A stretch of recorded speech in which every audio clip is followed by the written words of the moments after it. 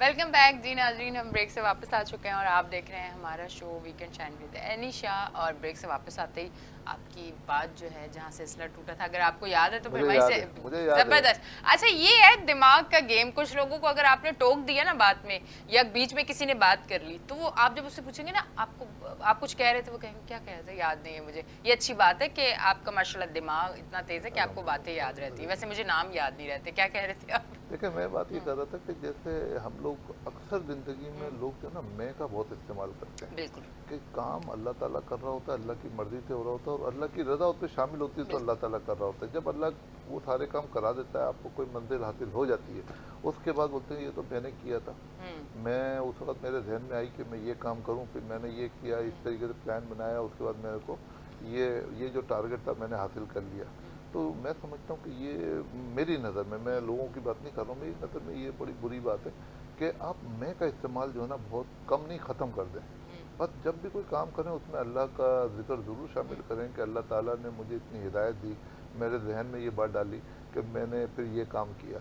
मुझे मैंने अल्लाह से दुआ की थी तो अल्लाह से मेरी मदद की तो मैंने ये काम कर लिया, मेरा ये काम हो गया। बिल्कुल तो सही बात यकीन है। माने अल्लाह भी बहुत खुश होगा उस अल्लाह बात के है ना। हुक्म के अलावा तो इंसान कुछ भी नहीं कर सकता ना, हम्म, जब तक अल्लाह की रजा शामिल ना हो। अच्छा, थोड़ा सा हम अब इस तरफ आते हैं कि मुझे एक तो ये बताएं कि इन्वेस्टमेंट जो है उसके पॉजिटिव पहलू भी बताएं कि इन्वेस्टमेंट के पॉजिटिव आप फायदे भी ले सकते हैं और नेगेटिव नुकसान भी हो सकता है इन्वेस्टमेंट से। बिल्कुल मतलब बिल्कुल। किस तरह आप इन्वेस्टमेंट करें जिससे फायदे हैं और किस टाइम पे करें।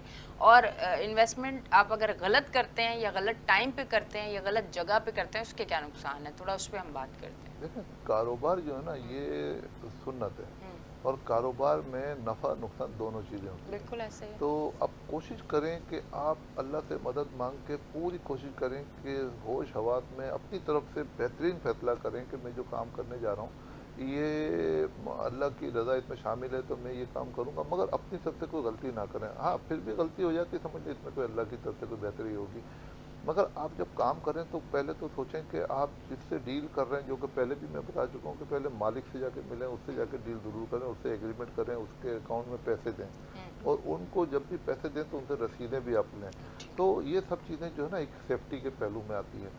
फिर उसके बाद जो बात हमारी वो अधूरी रह गई थी कि हम जो पैसे लोगों से लेते हैं फिर इन्वेस्टमेंट करते हैं प्रॉपर तरीके से, किसी की जैसे बंगला बनवा रहे हैं या कोई प्रॉपर्टी खरीद रहे हैं बुकिंग में, तो उनको जो पैसे देते हैं तो उसको टाइम पे पैसे दें, उसको डिफ़ॉल्ट ना करें।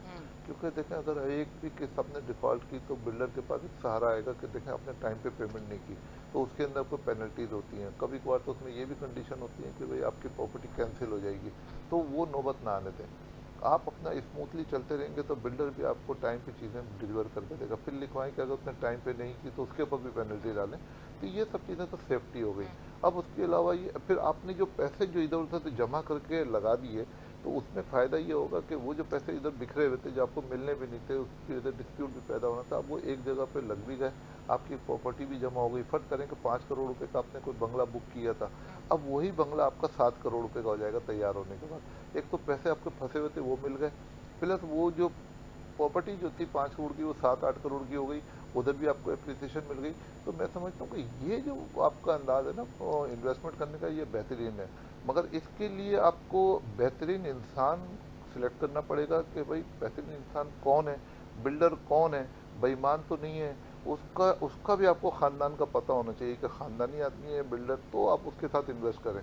बेईमान फ्रॉड है, और फिर ख़ास तौर पर कोशिश करें कि जहाँ पे 3-4 लोग पार्टनर होते हैं या 10 लोग पार्टनर होते हैं वहाँ बिल्कुल इन्वेस्ट ना करें। वहाँ तो आप समझ लें कि वो प्री प्लान जो ना उन्होंने पार्टनर डाले हुए हैं, उन्होंने आगे जाके फ्रॉड करना होगा। मेरा ख्याल है सब ऐसे नहीं होते, मगर ज़्यादातर ऐसे होते हैं, तो उनसे भी बचने की ज़रूरत है। ठीक। आप कोशिश करें कि छोटा प्रोजेक्ट हो, हम्म, एक ही साहब जो ना मालिक है प्लॉट के, ठीक। वही बुकिंग कर रहे हैं, आप उन्हीं को पैसे दें, एक ही आदमी से डीलिंग करें तो आपको इंशाल्लाह कोशिश मतलब आपको ज़्यादातर परेशानी भी नहीं होगी और आपकी मंजिल भी आप हासिल कर सकते हैं।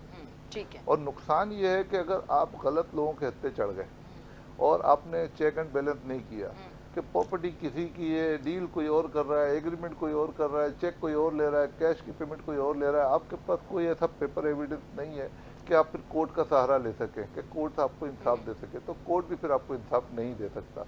उसके लिए आपके पास पेपर वर्क पूरा कंप्लीट होना चाहिए। ठीक है जी। अच्छा, अब एक चीज़ हम इस पे ज़रूर बात करेंगे, जिस तरह से अभी मुल्क के हालात हैं, फिर महंगाई जितनी है। अच्छा, महंगाई की हम बात सिर्फ अपने पाकिस्तान की करते हैं तो महंगाई दुनिया भर में हो चुकी है, ऐसा नहीं है। पर महंगाई के साथ जो है हम लोग अभी तक उस तरह से मैनेज नहीं कर पा रहे चीज़ें। तो आपको लगता है कि अब प्रॉपर्टी में लोग उस तरह इन्वेस्ट कर रहे हैं महंगाई की वजह से? कुछ मुल्की हालात जो सियासत के हैं कि कभी भी कुछ हो सकता है, लोगों के जहन में ये बसा हुआ है, तो अब उस तरीके से लोग इन्वेस्टमेंट कर रहे हैं, या लोगों ने अपना हाथ खींच लिया, या लोगों ने सोच लिया कि बस अभी जितना पैसा उसको सेफ रखो, अल्लाह ना करे कोई ऊंच नीच होती है तो मुल्क छोड़ के बाहर तो जा सके? क्या आपको क्या लगता है? देखें, जो इन्वेस्टमेंट जो लोग अभी जिनके पास पैसे हैं वो तो भी इन्वेस्ट अभी भी कर रहे हैं सही जगहों पे। जाहिर है उन्होंने भी पैसे उठा के घर पे रखेंगे, डॉलर में रखेंगे। आजकल डॉलर खरीदना भी बड़ा मुश्किल हो गया, तो पैसे घर में रखेंगे तो वो डिवेल्यू हो जाएंगे। तो बेहतर तरीका ये है कि देखें, ये पूरा मुल्क तो अल्लाह नहीं करेगा कि तबाह होगा।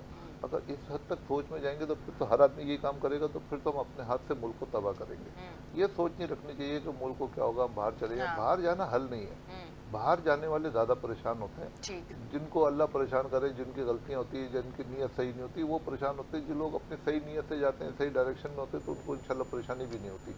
तो यहाँ भी हमारे मुल्क में अच्छे मौके हैं, और एकदम बिल्कुल लोग ये ना सोचें कि ये मुल्क हमारा तबाह हो जाएगा, ख़राब हो जाएगा। ये पॉलिटिकल हालात चलते रहते हैं। हम तो 65 से 60 साल से देख रहे हैं ये सारी चीज़ें। मुल्क के हालात हमेशा यही देखा कि मुल्क के हालात ठीक नहीं है।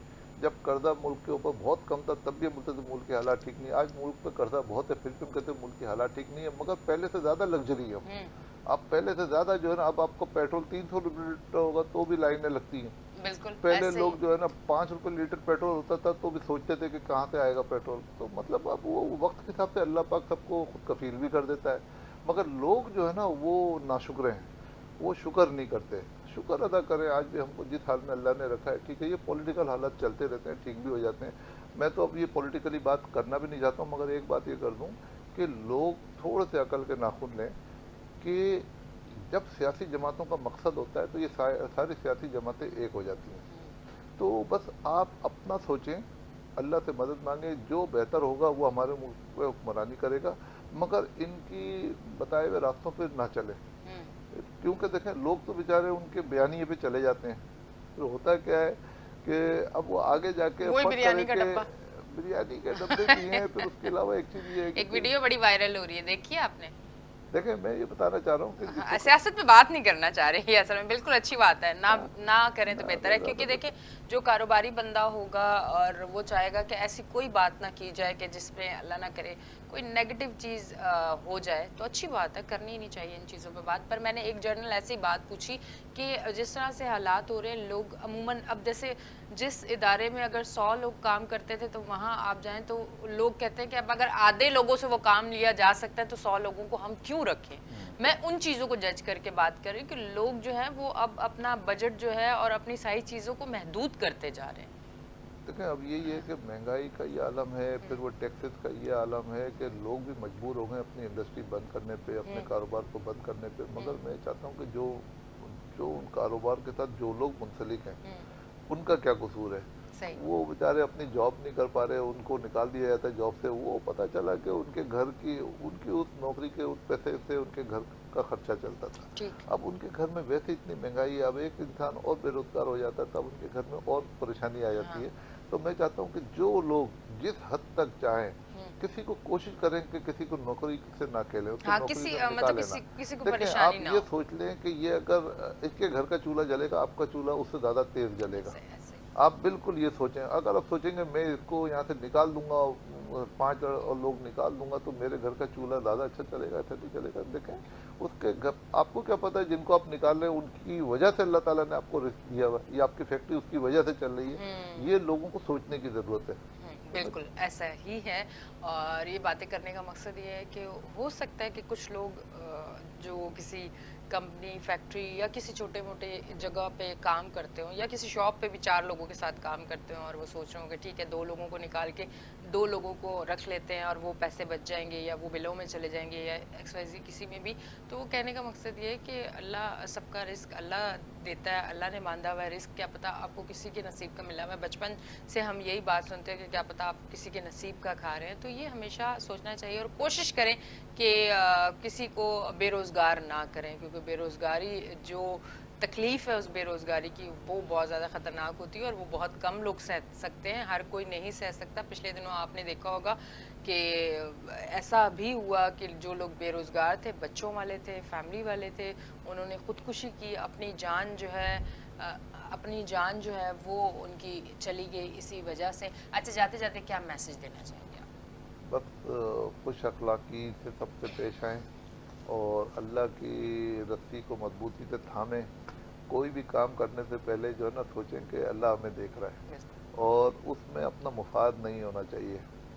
और सिर्फ सोचें कि बस ये जो भी काम हो रहा है अल्लाह की मर्ज़ी से हो रहा है और जो भी काम करो उसमें सोचें कि इसमें लोगों की भलाई होनी चाहिए। जब आप लोगों की भलाई का सोचेंगे अपनी भलाई खुद ब खुद आपके पास आएगी। हुँ, तो मैं ये लोगों से वो करूँगा कि बस आप जो है ना अब एक तो अपनी ज़िंदगी में से जो मैं का लफ्ज़ है ना वो निकालें और अल्लाह को हर बार जो है ना हर चीज़ में अल्लाह से मदद मांग के काम शुरू करें। जी। और बच्चों के रिश्ते जो है ना वो कोशिश करेंगे जल्दी सही उम्र में उनकी शादी करें तो माँ बाप भी गुनाहों से बचेंगे, बच्चों के भी अच्छे रिश्ते हो जाएंगे। मगर आपका बिलीव ये होना चाहिए कि इन बच्चों के जो रिश्ते हो रहे हैं ये अल्लाह की मर्ज़ी से हो रहे हैं और उनका मुस्तकबिल अल्लाह ने लिखा हुआ है। लिखा हुआ आप शादी नहीं करेंगे तो आप तो अपनी मर्ज़ी मुसल्लत कर रहे हैं, तो यहाँ तो सोचने की ज़रूरत है। ठीक है जी, बहुत-बहुत शुक्रिया आप तशरीफ़ लेके आए। जी नाज़रीन, आप देख रहे हैं हमारा शो वीकेंड शायर में दानिश। अब हम लेंगे एक ब्रेक, मिलते हैं ब्रेक के बाद।